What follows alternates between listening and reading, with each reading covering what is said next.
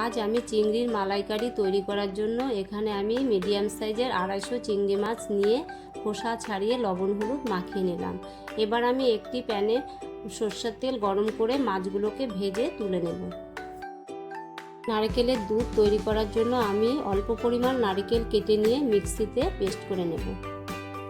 সরষের তেল গরম করে এর মধ্যে আমি শুকনো লঙ্কা, তেজপাতা, গোটা গরম মশলা ফোড়ন দিয়ে রসুন কুচি, পেঁয়াজ কুচি দিয়ে ভালো করে লাল করে ভেজে নেব।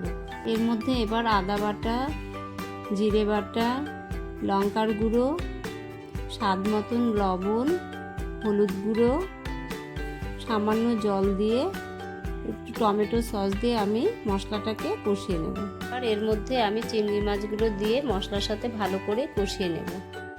নারকেলের দুধ দিয়ে ভালো করে নেড়ে নিয়ে এর মধ্যে কয়েকটি কাঁচা লঙ্কা চেরা আর সামান্য চিনি দিয়ে 2 মিনিটের জন্য ঢেকে রাখব। ঢাকনা তুলে সামান্য গরম মশলার গুঁড়ো আর 1 চামচ ঘি দিয়ে ভালো করে মিশিয়ে আমি নামিয়ে নেব। ব্যাস তৈরি হয়ে গেল চিংড়ি মাছের মালাইকারি।